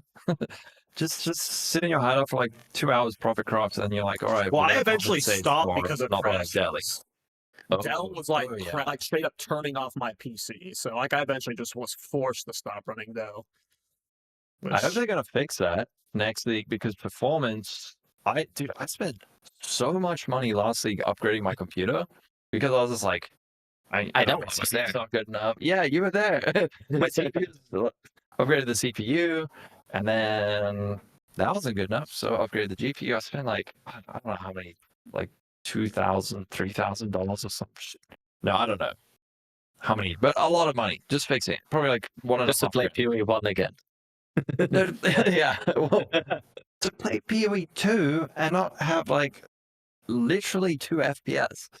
So I think that's probably one of the other things people are really looking forward to is some kind of fix for that. But like again, talking about Diablo 2, how does Diablo 2 have such comparatively low monster density, but probably an even better loot hunt feel?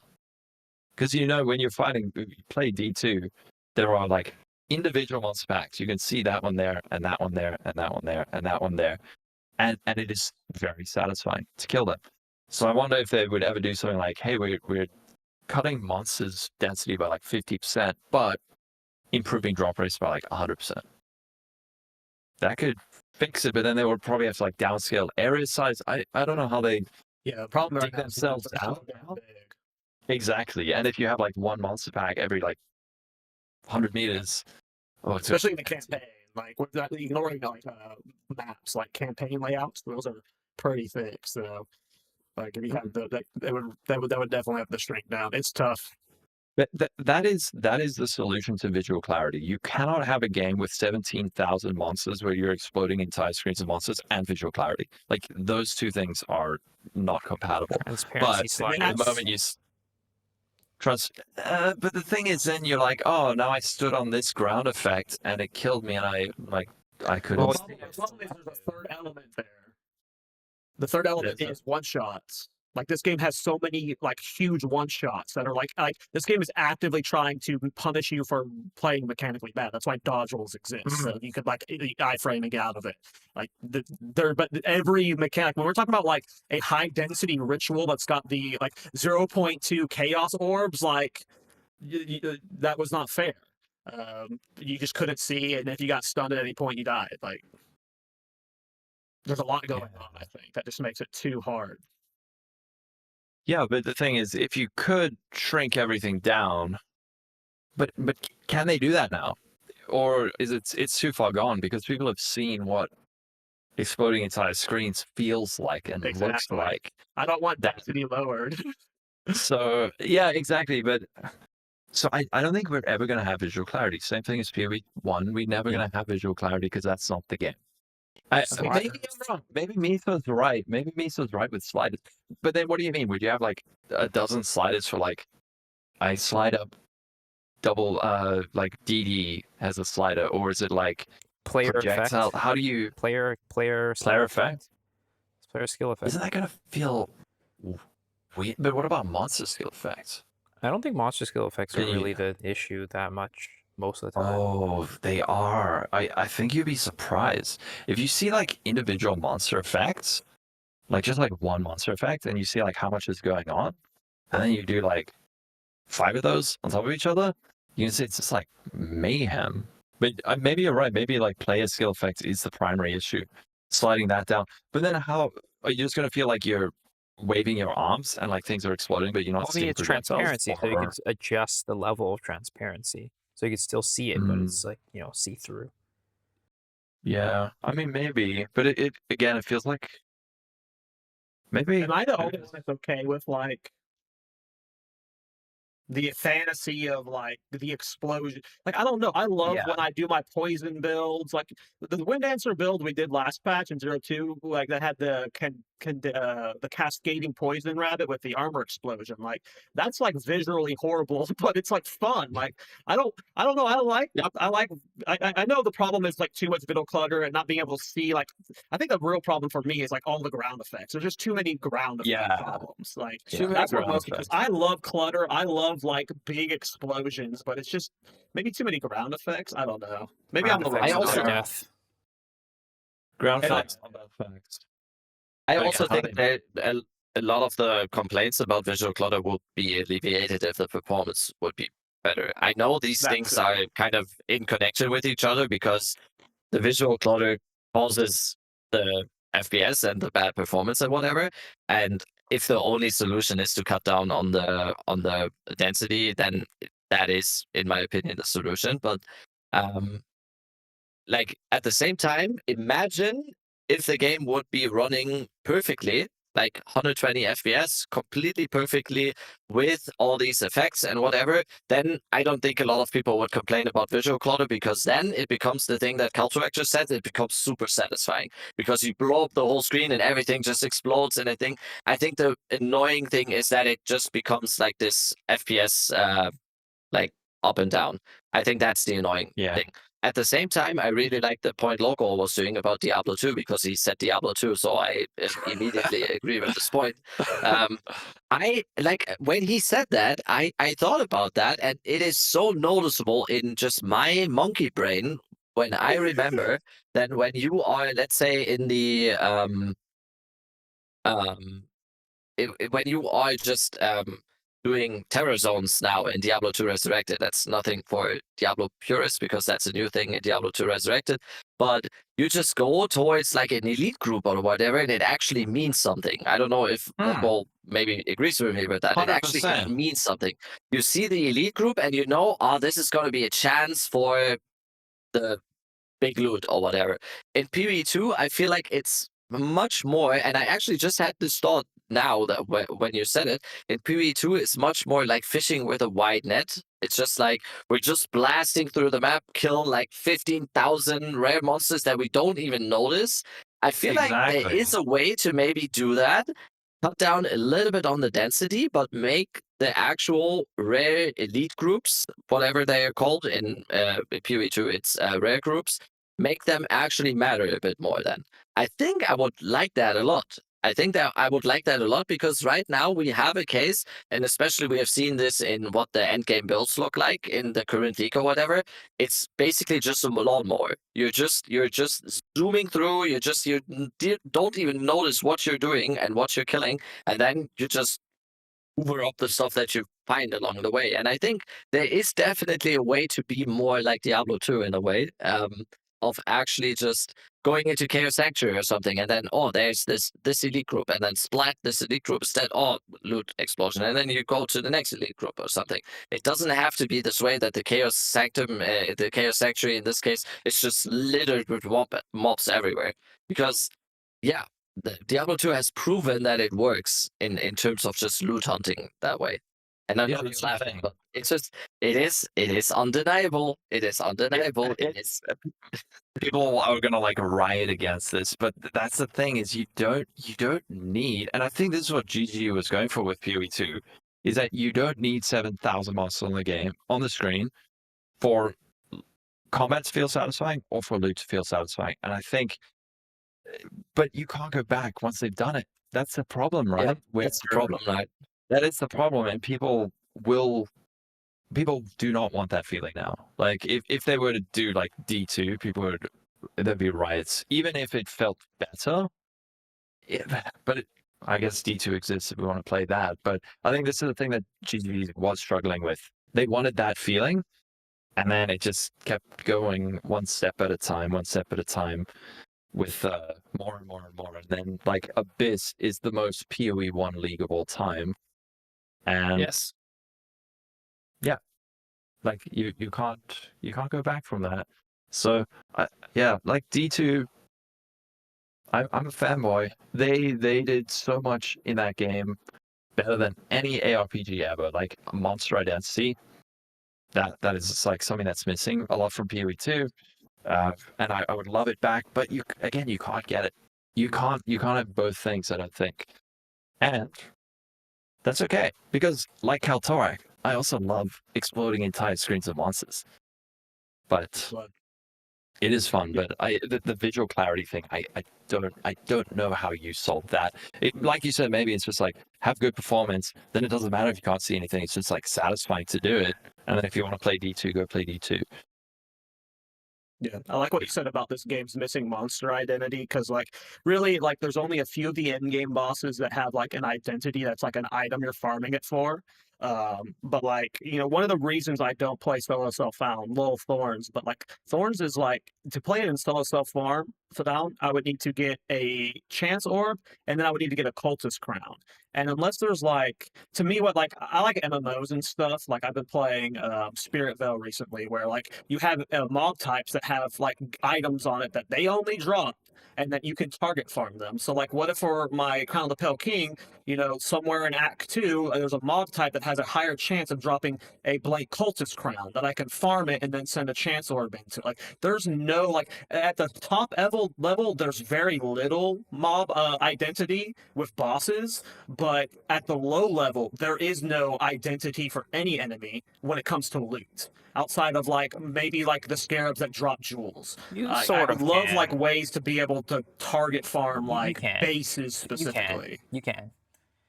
You can. Where? Tell us. For Where? example, How can I farm a cultist crown? So, what level is the cultist crown? You farm the mobs. Well, in like, that I would have to in that farm zone. all enemies of that item level. That's not like target farming a specific. Like I want like specific. Like this enemy drops this crossbow because it's wielding this crossbow. Yeah, but there at is this target level, farming. right? It's not that there's no target farming. It's just not the specific type of Well, target I want farming you're looking more. for, right?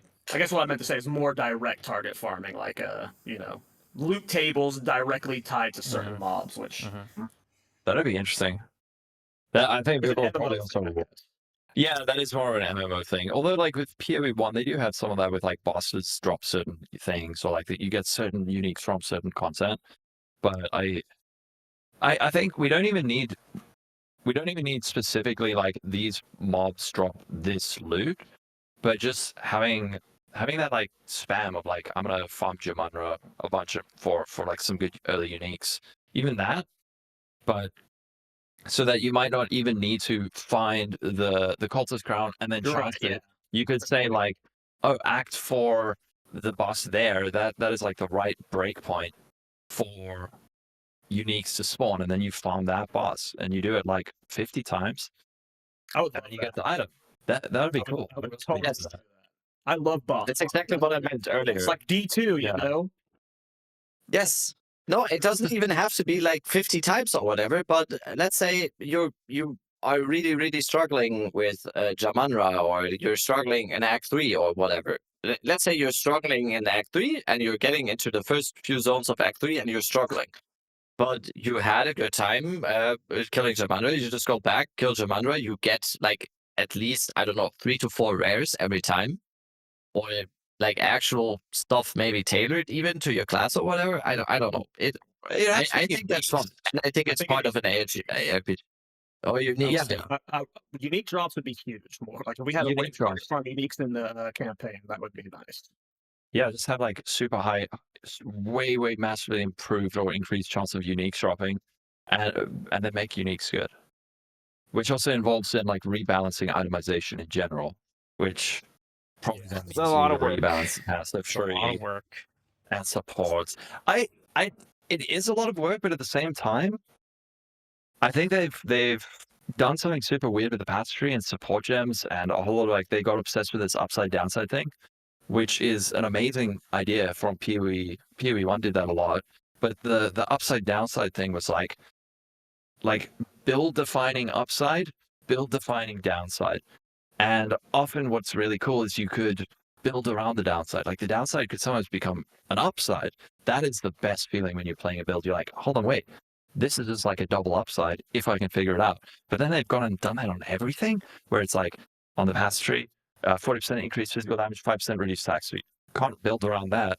And then there's the same thing on support gems, and I think this is a big bad feeling is that most support gems have a downside, and then you have 2 of them, 3 of them, 4 of them. You now have like these compounding downsides. How do you compensate with that? You get plus gen levels and a really strong weapon. You take all that shit out, nerf weapons, like get the like downside stuff off the tree, off the support gems. Now you can like more safely like lower the power of weapons. But I don't know if they're gonna do that. And I think Definitely it'd not be good for the game. Yeah. Like, that's definitely a direction they need to go, though. It But is. we've Yeah. we've talked about the plus level to spells, like, Yeah. or plus level to skill checks, Okay. like extensively. It's still, and I had it in my most recent playthrough again. It's just like I've gotten like multiple ones Yeah. that were just like straight up better than the one because they also had a higher chaos bolt level, for example, which is very important for EDC and campaign. But what wasn't there was the +2 that I had on the one from Active. So it's just like, Exactly. and And it's that like it's goes again to that discussion. optimization. Yeah, like with Yeah. the moment you have such a high value mod like that, it invalidates many uniques. Like it can never be that good. Same with like boots with movement speed. You got these cool unique boots, but they have like 14% movement speed. Like you're gonna change those out once you get your 25% MS boots because it's just so much higher value. So that's the kind of thing. Like if you can rework itemization and modifiers and rebalance it so that items are not the primary thing that you're gaining power from, it allows you so much more flexibility with unique items where you're actually able to add interesting effects to them because you're still getting, let's say, the majority of your power from the tree, the ascendancy, support gems, skill gems, and using the correct setup. So that's the whole thing of itemization being so tied to your weapon and stuff. It's like constricting to so many other parts of the game, and I want to see that Awesome. fixed. Yeah, I think if and they can the fix gems, it, man. I think gem skill level, like if they just completely removed it from weapons and then just added a little bit more power to base gem skills, like Yeah, I would be completely fine with that. You there don't you have to go. completely remove Prism of Beliefs. You don't have to completely remove gem skills from like amulets and other slots yet. Remove it from weapons though, because it is from especially like I play martial builds mainly, and from martial builds it's still so huge. Like if you have a +6 crossbow with attack skills or +6 with projectile skills, like versus one that doesn't, the one that doesn't is never going to compare ever. I would get rid of all of that shit. Like have +1 as like a really chase endgame modifier on an amulet. That's it. That's Yeah, it. that's And then awesome. Sounds like another game. yeah. Like it was. Wait. Yeah. Or on a ring. You weren't even doing it on purpose, but that's actually it. That's actually it. Like it's just, I don't know why Yeah. what would it do to the game? Yes, they would have to adjust a lot of other stuff if that happens, right? Yeah. But Rebalance the it would skills. it would open up so much. And I think I don't So know if we advocated for that on a previous discussion about that exact topic, but I'm like 100% agree. Just like completely get rid of it, and like and then have all spells that is the holy grail of like a ring, or maybe even one or two, or like a few weapons like chase uniques or whatever. Then you can have like a +1 or something like that. And yeah. I don't know what the downside of that would be, because I it's just don't- like Yeah, because right now you can get +7 or 8 on a wand, and then you can get 3 sockets into it with +1 spell Exactly. skills. So it's like a +10. Like, are you But that's kidding me? exactly. And now they have to balance the entire game around that. And the entire skill gem itself has to be balanced around that because they're assuming players are going to get this to like level 35 or whatever. So they now have to like nerf the baseline. And this is the kind of thing I'm talking about. Like if you have a more deterministic baseline where you can get that gem to like level 19 and it is strong at level 19 rather than like it's shit at level 19 because it is assumed you're going to get +10 to gem levels. Just like get rid of the plus level shit, buff the skills, problem solved, right? Or it doesn't even have to be as strong as it was before, but this is just like the balance stuff. And I think that's the biggest problem in the game. But the most fixable problem. Is I just saw balance. I think I brought this up maybe a month or two ago, and I saw Gazzy talk about it recently, and he got a lot of pushback for it. I'm curious what your thoughts are on. He said that gem skills should go back to experience based, and Oh I yeah, felt that way for a while now. I do not like gem skills as a drop. What are your thoughts on XP on gem skills? 100% agree. 100% agree. Yes. Because it allows you to do that same thing of like over preparing before you continue. Like think of, especially with new players, like if you're screwed and you're like, oh, my build sucks. What do? I'm gonna farm this area over and over and over. I'm like, gems are gonna get leveled up. I'm Just gonna get get these some rare experience. items, get unique items. Then you proceed, and that's a great feeling. Can't really feels like you can't really do that because your gems are they're like they're area level locked. So I'm 1,000% in agreement with that. Yeah. What if you could I just buy also think uncut skill gems depending on your level? Yeah. I mean, it's kind of the same thing, right? You just add the nuisance of having to buy them. Why not? Yeah, If everyone wants them, why not have them automatically? Like I was about to Because say, you it's have just to also like because you have to like you now. Well, it depends, right? It depends on how you implement it. But if, in Path of Exile 1, if you buy a gem from the shop, it always starts at level 1, and now you got to level it up all the time. well, no, if you're buying it from the zone in which you get that gem, like in that But pack that you get how it, it many does gems are you level doing to an that? extent. How many gems are you doing that with? Not that many, right? Yeah, not so You're many, probably but normally mostly you'll get just like going a to little Lily 10 or Loft and 12. getting level 1 gem and then just leveling it up, or you're going to the Yeah, shop to buy a level 20, right? So it's so there much is a quicker, yeah. difference What I between do, yeah. getting the skill level, like leveling it up on your character, as opposed to just being able to buy outright from the shop. Yeah. I mean, I just think think that's there's also a RNG. good. There's just RNG in a place where there doesn't have to be RNG. Yeah, I think we all agree getting on the that. jobs. I mean, it goes back to my whole point I've made since 0.2 that I think we should buy, if nothing else changed with the gems, we should be able to buy them from the shop. I know that they added the exchange, but you don't get access to exchange until a certain point, and then also at some point, the lower gems become really expensive. Too expensive. Mm-hmm. Too So expensive. I Yeah. think we should just be able to buy uncut skill gems based off of our level up until maybe like 14 or 15 when we start getting them in our maps, if we do want to keep somewhat of a similar type of balance to how we get the gems. Yeah. It's all these problems all have solutions, and that's why I'm not like super scared. Even if this is like a more critical conversation, it's not like the foundations of the game suck. It's just like with tweaks and balances and adjustments, it can be a much better game. And it's already a really good game. It's already a really like I always say this, if PoE 1 did not exist, everyone would say PoE 2 is like the greatest ARPG since D2. Hands down. It's just that freaking PoE 1 exists and that ruins it. It's like they're like fighting against their own standards. And The best problem to have. yeah. Yeah. And then remember, those dudes made PoE 1. Like, Jonathan Rogers wasn't just some, like, dude sitting in the Exactly. background, like, filling in, like, Excel spreadsheets to like, pay the bills. He was the dude, like, making PoE 1. He was the guy. Like, everyone talks about Chris. I love Chris, of course, but I don't know how hands-on he was with PoE compared to, like, Jonathan or Mark. And those are the dudes who are directing PoE 2. So, like, Yeah. have some faith, but call out shit when it sucks as well. We are wrapping up here. I do want to ask just you specifically, real quick. Last year, alcohol. Do you have a favorite build? Like just PoE 2. It doesn't have to be one of yours. If you want to plug your own build, then go for it. But if you just have a Favorite favorite build? build of the first year of PoE 2, I think, dude, probably that Reap Blood Mage. I would say probably the most fun. But that is like a trample toe distributor. It's just like a very, very fun way of trample towing. So it's not like a hyper creative build, but just the way it felt to play, so good. So satisfying. Those like full screen shatter chains.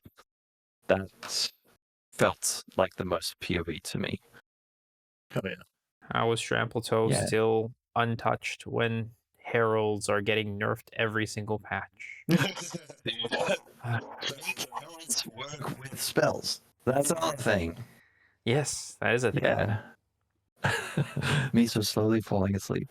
Yeah, I'm Okay. trying to get us out of here. I'm trying to get us out of here. Let's do the build of the week real quick. Yeah, about my build of the week, I'm going to be doing one from my friend Zeph.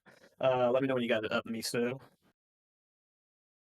It is nothing too crazy. It is a variation on the blood barrier builds. I feel like the best blood barrier builds and like the most popular one was popularized by Lazy Exile. I'm pretty sure we've showcased the Lazy Exile version on this podcast before. Yep, we have. Zeph did one on a Warbringer, and he's specifically using, I think it's called Empire's Grasp, the reverse knockback gloves with Ancestral Cry. Like, one of the worst things about Blood Barrier is having to get enemies into you because, you know, it's a very slow build. It's really an ultimatum or simulacrum build. But I just thought it was cool that he was showcasing it. A on a Warbringer, it gives you the reduced cooldown on the instant, the reduced cooldown on the shouts, and then lets you spam them just non-stop. And then he's using the Empire's Grasp with as well the 75% block chance to make you more likely to block because you have Turtle Charm on the Warbringer. So I still feel like the best Bloodberry build is going to still be the Ritualist if rarity goes unchanged and stuff next patch. You'll still be seeing the Simulacrum version from Lazy Exile. But I thought this was a really cool variation. I love the off-meta uniques. I've always talked about wanting to do a reverse knockback build with like some form of like cyclone warp, like suck them into you while you're spinning as like a blender. And this is like the closest thing I've seen to something like that. You know, I just love I love cool stuff like this. He's taken an existing archetype and he made it work on a class that actually kind of, I don't know if it evolved it, but it's in variation of the build. So I thought it was really cool. I hate cry builds. I would never play it. I cannot deal with the constant. But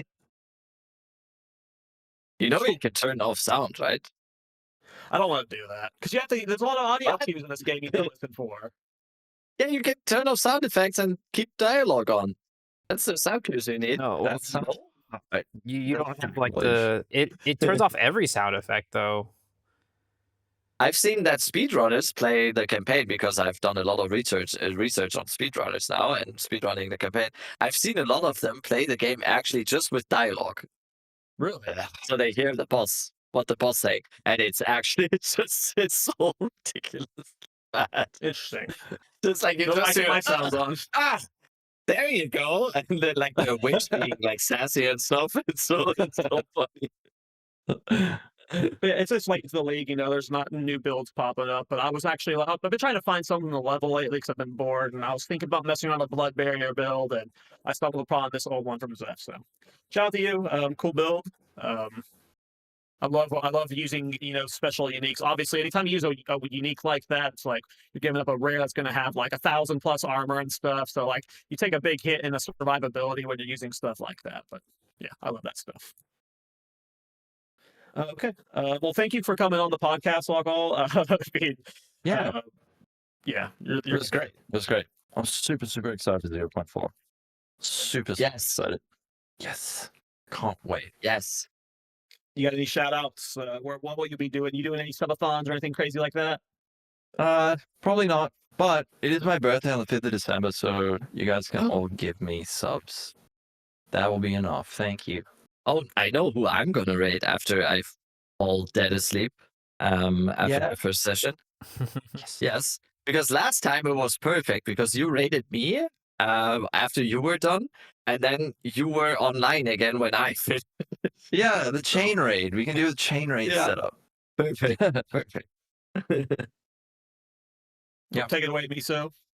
Yep. Miso X Shiru on YouTube and Twitch. Sadly, I won't be able to stream the GGG live stream that's happening on the 4th. You'll probably have to go to one of these other lovely gentlemen streams, but I will be back, luckily, for the league launch. So look forward to that, and maybe I'll do a IRL stream here and there while I'm still in Japan. Nice. Hello. I fixed my mic. I think I did some stuff to my microphone during the podcast, so I don't know if I sound better now than when we started off with. But yeah, hello. I will stream the new league as well. I'm doing league start tests at the moment. I'm currently uploading my 7-hour league start run right now.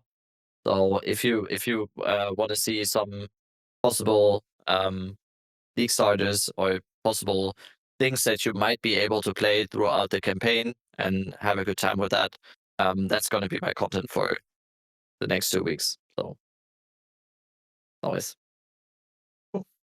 Well, if you guys are wondering where the live streams have been, it's because Miso is in Japan and we're just not able to do them right now. Those will be back soon. If this gets uploaded today, happy Thanksgiving to fellow Americans out there or anyone around the world that celebrates that holiday. Shout out to you. And yeah, this is just a time to be thankful, hug your loved ones, tell them you love them. You know, there's so much hate and anger in this world. Just, you know, be happy today. Today's a great day to Go be eat happy. turkey. Spread some love. Go eat some turkey. Yeah. Fill up. Best holiday for sure. So happy Thanksgiving, and we'll see you guys next week. We'll have a podcast in like 4 days with Blaze, probably. Bye. Bye. Hi, I'm American too. I know what Thanksgiving is. I don't know. Jowl.